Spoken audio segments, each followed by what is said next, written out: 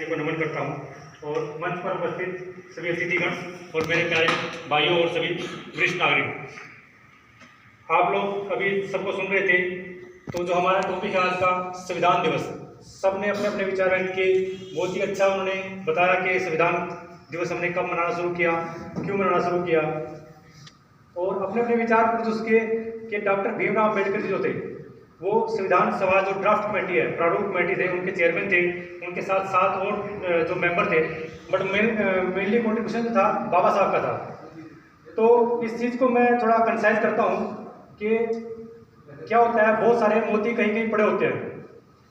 अकेले मोती की बहुत वैल्यू होती है, लेकिन उस मोती को अगर माला में पिरो दिया जाए तो वो माला जो है आपका श्रृंगार का बहुत ही आकर्षक बिंदु बन जाती है। तो उन मोतियों को पिरोने का काम, माला बनाने का काम जो किया है वो हमारे बाबा साहब ने किया है और हमें कितना अच्छा संविधान दिया। दुनिया के बहुत सारे संविधानों को उन्होंने स्टडी किया, बहुत ही अच्छे विद्वान थे वो। उन्होंने जब 26 नवंबर 1949 को संविधान जब हम अडॉप्ट और इनेक्ट कर रहे थे तो बहुत सारे क्रिटिक्स भी थे उसके, क्योंकि हर चीज़ के पॉजिटिव नेगेटिव होते हैं। तो एक जो हमारे मेंबर थे, मेंबर ऑफ पार्लियामेंट या कॉन्स्टिट्यूशन असेंबली के जो मेंबर थे, उन्होंने पूछा कि what is new in this constant at this time, भाई नया क्या है, सब तो हमने कॉपी पेस्ट किया हुआ है, कहीं कहीं से उठाया है। तो बाबा साहब ने बोला कि I agree with your point, there is nothing new in this constitution, everything has been copied, but we have taken only the beautiful things which suited in our environment, because our country has a multi-dimensional diversity। यहाँ पे धर्म अलग है, लिंग अलग है, tribal area है, developed है, नॉन डेवलप्ड है। तो उन सब के हिसाब से संविधान का जो प्रारूप तैयार किया गया, किसी को कोई शिकायत नहीं रही। ऐसा संविधान जो बनाया वो हमें दिया गया 26 नवंबर 1949 को बाबा साहब के द्वारा। और बाबा साहब से मैं बहुत प्रभावित हूँ, आप सब भी प्रभावित हैं। उनकी लाइफ में जो उन्होंने इतना स्ट्रगल किया और कहाँ से उठ के वो कहाँ पहुँचे हैं हम सब जानते हैं। उसमें मैं ज़्यादा नहीं टाइम लगाएंगे क्योंकि सबको पता ही है, तो बार बार कहने का मतलब नहीं।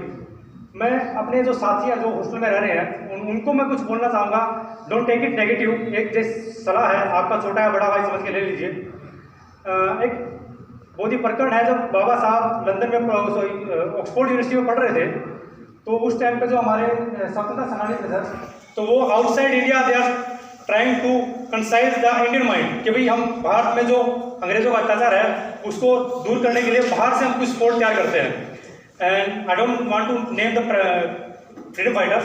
तो दे अप्रोच बाबा साहब, उन्होंने बोला कि हम एक ऐसा ऑर्गेनाइज बना रहे हैं, we will fight from outside for the independence of India. तो बाबा साहब ने बोला कि देखिए मैं यहाँ पे पढ़ने आया हूँ, मेरा फोकस जो है पहले पढ़ने का है।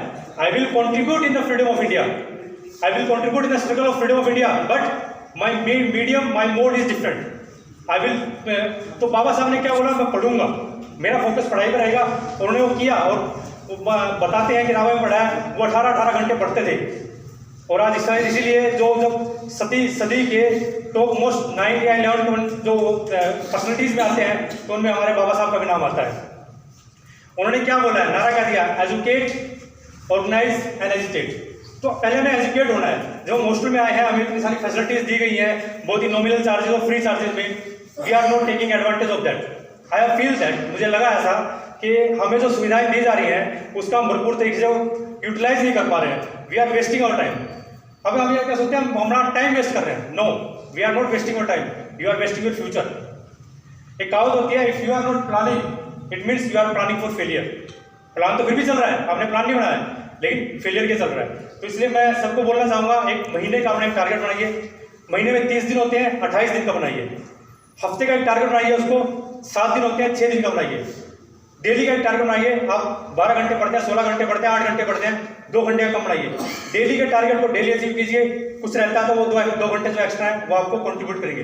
वीकली टारगेट 6 दिन में कंप्लीट नहीं होता, 7वां दिन आपका वो टारगेट कंप्लीट करने के रहेगा, नेक्स्ट डे पे आपका लैगिंग नहीं जाएगा। मंथली टारगेट आपका 28 दिन में पूरा नहीं होता, 2 दिन में हो जाएगा।